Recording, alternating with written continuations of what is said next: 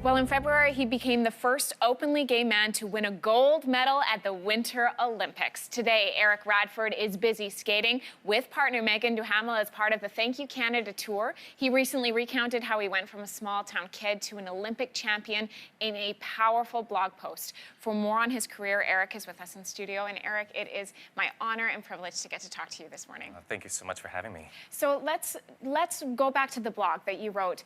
You wrote about growing up in a small town in Northwest Ontario as a figure skater in a community where not many boys choose figure skating over hockey.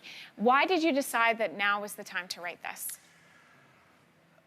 I feel with everything that happened at the Olympics, you know, my career is finally over. Megan and I ended on the highest note we possibly could, and it's just the perfect moment for me to share that story and try and inspire and let other kids like me, you know, when I was growing up in that small town, know that it's okay to just be yourself and that you have the ability to achieve anything you want the same way that I did.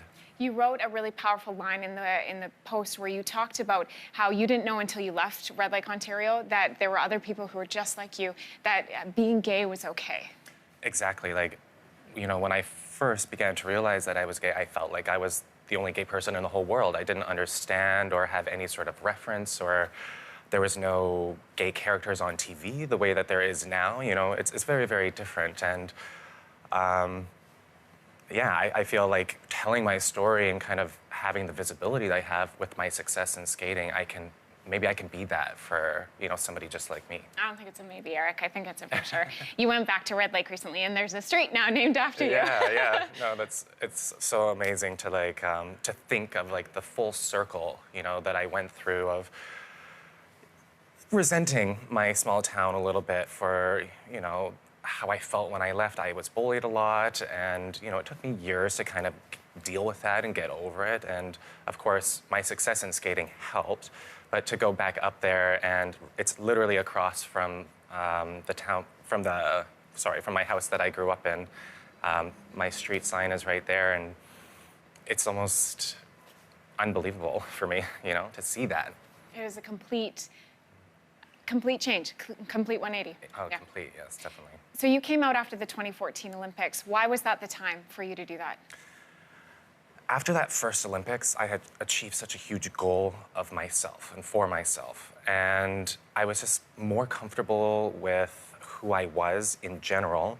And I was becoming more comfortable with Megan on the ice. And we were having such an incredible season, and the opportunity presented itself for me to tell my story. And I honestly didn't think that anything would really come of it, and I got such incredible feedback and so many amazing messages from people all over the world that I didn't even know, and it just felt like it was the right thing to do, and that I felt like I could make a difference. Well, and we've seen the numbers. We've seen the number of openly gay athletes climb from the 2014 Olympics to the 2018 Olympics. What part do you think that your announcement played in that? I think that just being open, you know, I think what people fear the most is what they don't know. And the more athletes that come out, the less of a big deal it is. And it becomes more and more normalized with each athlete that comes out. And I think that it's just a snowball effect. You know, once one person does it, then another person jumps on board, and it just, you know, creates a movement. You have been skating with Megan for, what, 8 years now? Yes. So you guys have this incredible relationship, and you actually have a new book coming out so your fans can kind of go along this journey with you. Why Megan? What is it about her that makes your relationship so special? You know, she's a small town girl, and you know, she gets that part of my life. We both have very similar careers. We both had big dreams, and she's the hardest worker, most motivated person I have ever met. And I think that I would have never gotten to where I got to without her. I owe her so much, and she's been such a huge support in all aspects and all areas of my life.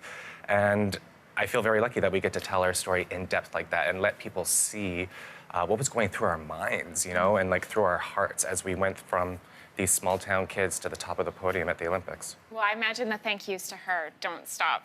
And the thank yous not just to her, but also the other skating community, because you are part of the Thank You Canada tour. So you get to have this great ode to the people you've skated with for years, but now also to the fans as well. Yeah, it's been an incredible journey. The tour started a month ago.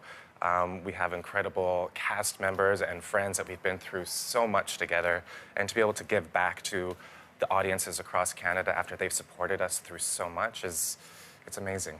So we know we don't get to see you at another Olympics, but where do we get to see you Sorry. after from here? Our tour continues tonight in Oshawa and continues on east all the way until St. John's. We've got 14 more cities to go. It's been amazing, and you'll see us around. We'll be doing shows here and there, and hopefully some more appearances and talking engagements, and yeah, we'll be out there. Well, Eric, your competing career may be over, but I know your influence is not, and we thank you so much for your candid conversations.